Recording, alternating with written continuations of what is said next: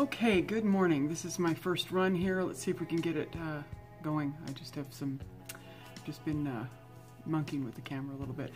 How is everybody? I hope everybody here in Canada had a great Thanksgiving Day yesterday. I did. Cooked a big humongous dinner and had family over, and it was wonderful, and I'm looking forward to my leftovers tonight.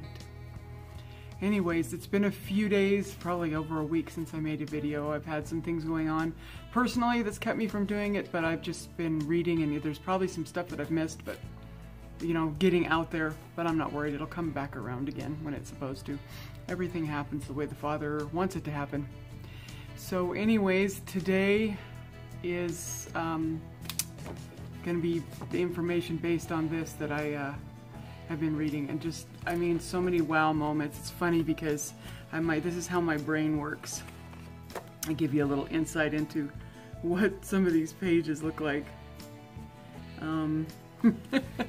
If you can see that, I don't know if you can see it or not. There we go, look. I highlight, then I draw diagrams, and I write notes off to the side, and then, you know, I just come up, it's like a big puzzle unraveling itself for me, and it's quite amazing, actually. I lost my place, but oh well, we'll just leave it there for right now. So today I was just reading out of more out of the Secret Book of John, and you know, tons of good stuff in there. I made some notes though, so the first thing that kind of just spoke out to me when I was reading it is that it was Father's plan all along to save us, and to save the power that we are, the people that we are, the thing that is invested in us from the very beginning. Even in the midst of the garden, you know, not the way Genesis tells it is accurate, but that whole scenario where the first ruler decided to set everything up. Even at that point in that game, when all these things were taking place, and it was a complete miscreation from what the Father had intended, even in that place, when Sophia, who was the first mother to bore the beginning of all of this negative stuff, I guess you could say, when she realized she'd done something wrong, and she prayed to Father and Mother, you know, Holy Spirit being Mother, and asked for help to get the power back that she'd given away, and she regretted doing that and was repentant of that behavior. And when she prayed, Father and Mother heard her prayer, and they basically tricked the ruler at the time into breathing his spirit into the man that they had created. It goes into great detail in there, and I'm not going to go into that, of all the entities that were involved in making every little piece of who you are. It's kind of enlightening and creepy at the same time, but after this body was created, they couldn't get it to work. And right after Sophia prayed, at least to my understanding, right after Sophia prayed, the Holy Spirit came down and spoke to the ruler of who it was. And you know, there's a lot of people have different names for him: Satan, Lucifer, Enki, Enlil, whatever you want to call him. It was a specific ruler of the time on this planet at the moment, and said, breathe your spirit into that body and it will get up. Now, they did this understanding what would happen, but the ruler, and I can't remember his name, it'll come back to me at some point, but there's so many names in this book, it's a little mind-boggling. But anyways, the ruler, the first ruler, as they refer to it in 1 John, the Secret Book of John. See that doctrination still in there? Getting it out, little by little, though. He was ignorant, and that's one of the things that it repeatedly says about the state that he was in. He was ignorant that there was even anyone before him. That's why he called himself God. He's like, hey, I'm God, I'm it, I'm, you know, the whole shebang. But the Holy Spirit and the Father knew that he didn't know that. So they knew that when he breathed that spirit into Adam, he would actually breathe the power that Sophia gave him in the first place, that she was trying to get back. And I just found this really amazing. This was the plan from the beginning. And it seems like all these things, new things we're learning, I was very uncomfortable with this idea that my flesh was made by someone other than my Father, and it just started to make me feel, I don't know, I had a lot of negative feelings in the beginning. This really, really helps you to see, though, that all along, even though these things were happening and power had been usurped and miscreations happened, the Father was in the midst of it. He had a plan all along. And he could have done something different. He could have done anything he wanted. But he had a plan for the race of Adam.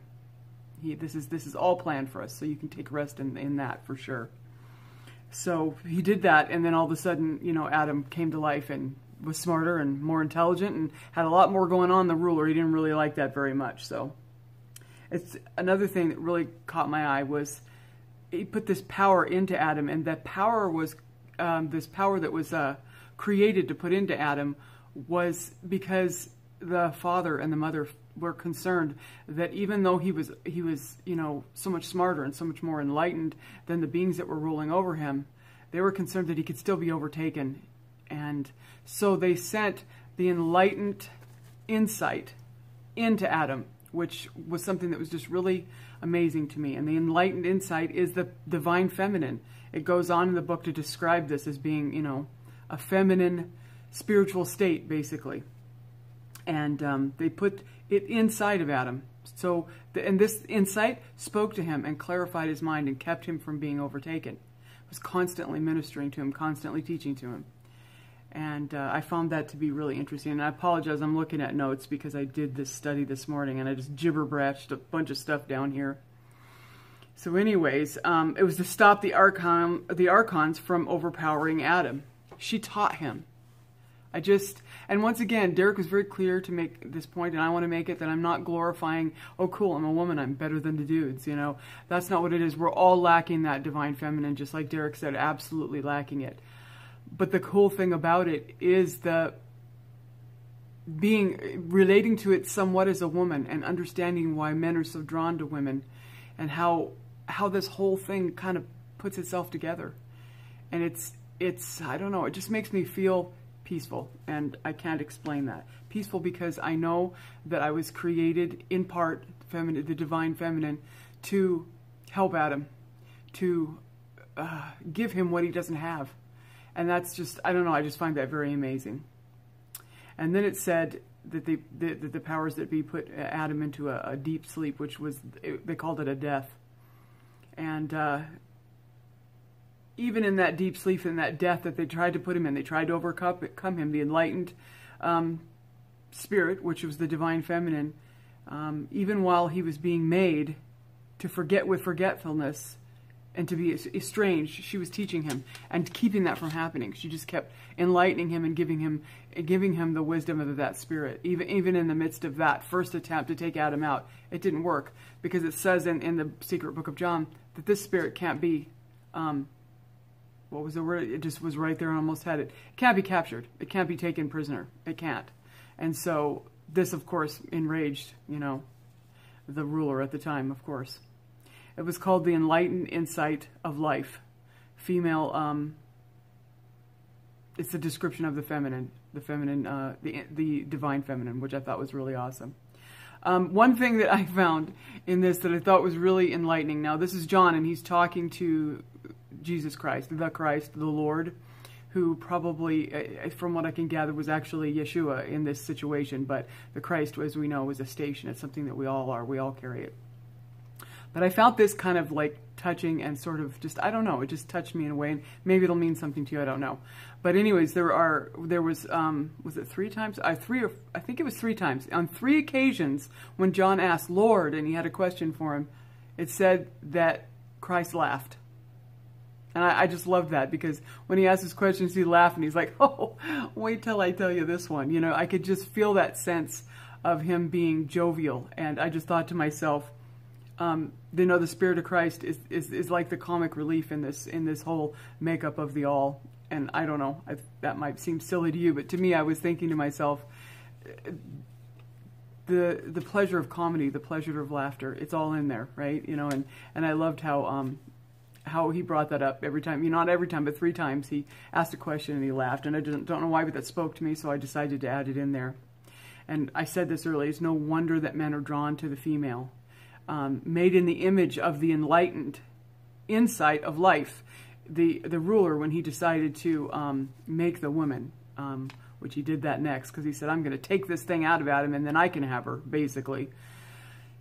It said that he was given an image, and it was the image of the insight, the enlightened insight of life. So this physical body that he came up with was something that was given to him as a vision of that, of the divine feminine. So I thought that was pretty interesting too.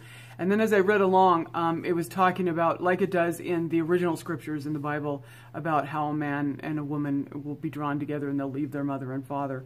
Only in this, it worded something a little bit different, which made me take heart, because there's this whole thing going on about the twin flame thing. And I think this speaks to it a little bit. And it says very, very clearly in there that Adam's partner will be sent to him. Sent. The word is sent. It doesn't say he'll meet her, they'll go out, they'll get online. It doesn't say that. He says his partner will be sent to him. And when she's sent to him, then he will leave his mother and father. I have 4 failed marriages, so, this really relates to me because of the whole, trying to attempt to get that thing figured out and failing miserably at it. Which, once again, it's not a judgment on myself. I don't carry anything in there. It's just a fact that the marriages didn't last.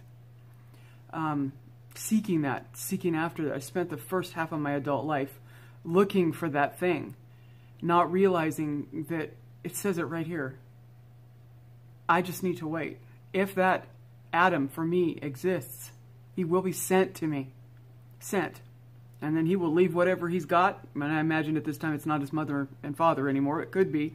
And he will come to me. And he will find me. And he may not even know he's looking for me. Kind of like what happened between Derek and Malia. He was not looking. He was doing his thing. He was doing what God asked him to do. And the Father sent someone to him. And as soon as he saw her, he knew. And so that was really, I don't know, that spoke out to me. So if you're in that position, maybe that speaks to you too. If you are a woman, and you are in that place where you do long to have that life mate, I would highly suggest that you just be still and the Father will send him if he does exist. If that's going to be for you, then it will happen. Another thing that popped out from this is it was at the very end. It was talking about fate, and this is in a spiritual embodiment state. I mean, it was a creature. Fate was the one who was responsible he's the one who created the contestable spirit, which you'd have to read the whole thing to understand it. I'm not going to, it's way too much to go into the whole thing. It would take me 2 hours. But the word, it says fate.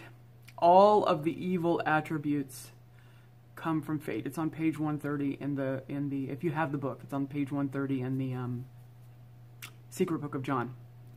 And it's crazy because we use that word all the time. Oh, it was fate that led me to, and we throw that word around like it means nothing. Well, I'm learning a lot about words and vibrations and frequency and how they do mean something. So start to train your mouth to not use this word anymore, because this is, you're basically calling out the name of an evil entity that came up with this spirit of, I said it earlier, it was a C word, I can't remember it. But anyways, contestable, this contestable spirit. And the contestable spirit is responsible for so many of the things that we war against today. So just a little cleanup there for me, and I just thought I'd share that with you. And at the very end, the Lord is speaking to him and just assures him that, and he shows in there where the Lord has come 3 times. This is his 3rd and final time. So this is the last time of Christ's coming. We know this already. We've been taught that. Derek has already spoken about this, but it was interesting to read that for myself because this is the last time. But what he says at the end is amazing, and we are the unshakable generation. This is Christ's final return. And let me just read to you real quick what he says, because it's beautiful. It really is. It says, I am the forethought of pure light. I am the thought of the Virgin Spirit, which is the Holy Spirit, who raises you to a place of honor. Arise, remember that you have heard, and trace to your root, which is I, the compassionate. Guard yourself against angels of misery, the demons of chaos, and all who entrap you. And be aware of the deep sleep and the trap in the bowels of the underworld.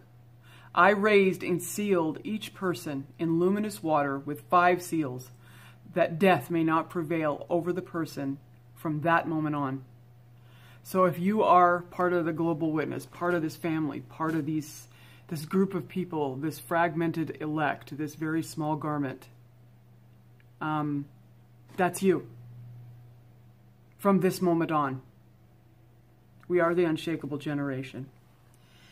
and it's just really amazing. And that's kind of what I gleaned from that today. I've got probably a million other things, but that was it today, and it was lots of pop-outs for me, and I just thought I'd share them.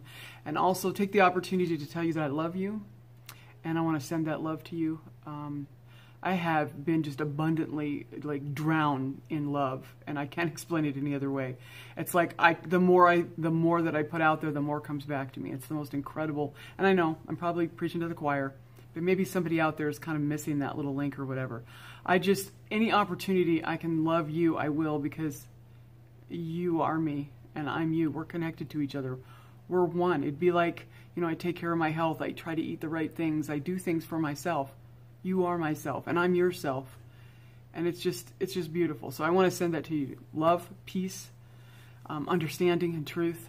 And I will be back again probably with another video. I think this one might be quite lengthy. Once again, my internet situation here is really not so great and takes a lot of time and a lot of gigs off of my bandwidth to do this. But I'm still going to keep doing it until I get some better things going, which are coming, I'm pretty sure.